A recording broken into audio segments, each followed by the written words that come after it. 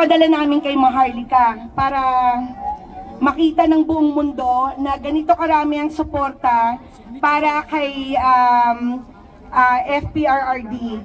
So, mag-ingat po kayong lahat. Maraming salamat. And if you want an update, you can follow the Maisog Vancouver Facebook page. Salamat po! Yay!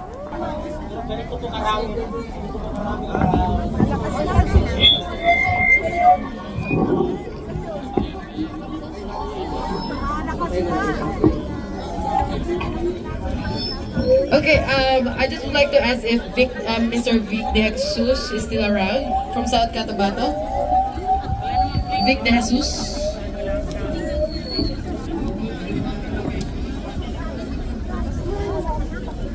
Kailan yan? Isa to. One time lang to.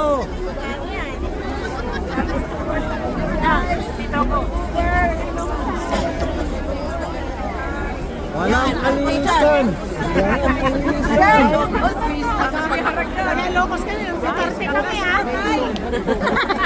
From north to south. Solid. Pagod na ba? Pagod na hindi pa? Hindi! Siyempre hindi! Tunete tayo, di ba? Yes! Kaya pa? Kaya pa? Kaya! Kaya! Anong sigaw? Duterte! Duterte! Duterte! Duterte! Duterte! Duterte! Duterte! Duterte!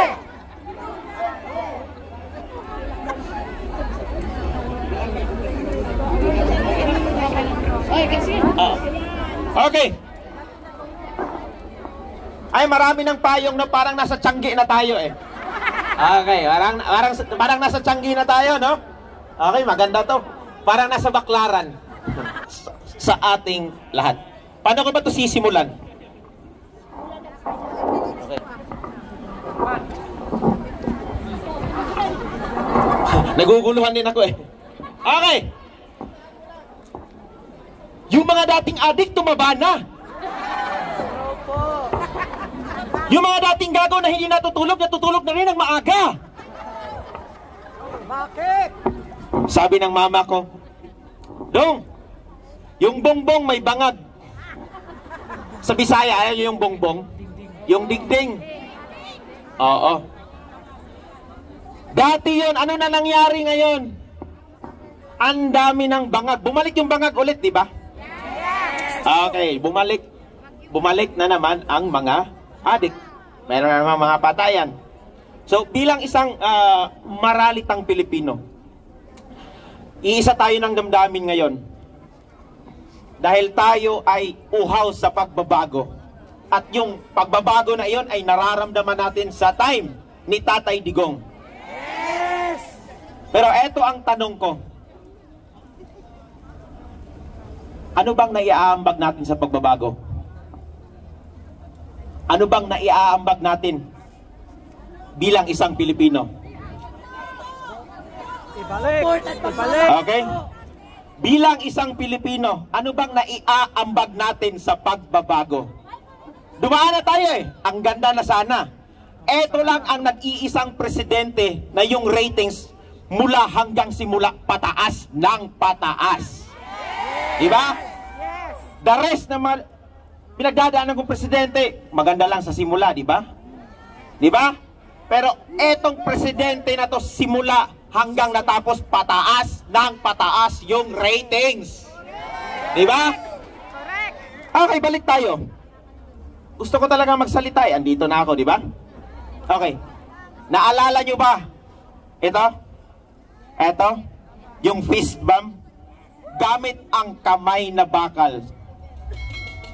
Kamay na bakal stands for.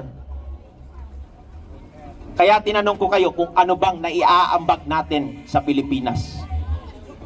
Kamay na bakal stands for discipline. Okay. Forum circle. Sa isang country, meron tayong tinatawag na community. At yung maliit na komunidad na yun, isang tinatawag na pamilya. Ano bang maiaambag natin bilang isang pamilya? bilang isang Pilipino na maralita. Okay? Kasi nararamdaman natin ang nangyari kay Tatay Digong kasi maganda yung pamamalakad niya, di ba? Okay? Yung fist bump is a sign of discipline. Pag ang isang pamilya merong disiplina, anong mangyayari sa tingin ninyo? Okay? Uunlad. Uunlad. Diba? Uunlad ang isang pamilya. Bakit? Kasi may disiplina sila sa kanilang sarili. Imagine niyo na lang kung lahat ng pamilya nagkakaroon ng disiplina. Okay? Kasi ang disiplinadong pamilya is also a cornerstone of a country. Okay?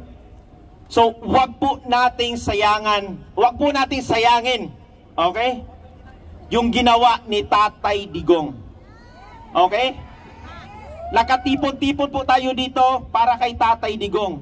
Pero yung essence po niya, yung bilang isang Pilipino, wag po nating kalimutan na nag-i-impose po siya ng disiplina. Kaya tanungin po natin yung ating sarili, ano bang naiaambag natin para magka-coincide po tayo sa ginawa ni Tatay Digong. Para sa akin, yung fist bump is a sign of discipline. Tandaan nyo yan. Okay? Tandaan nyo yan. Gusto nyo bang kumanta ako? Yes! Wag kayong sinaniban ako ni Tatay, oh. Wag kayong kakanta ako. My God. I hate drugs.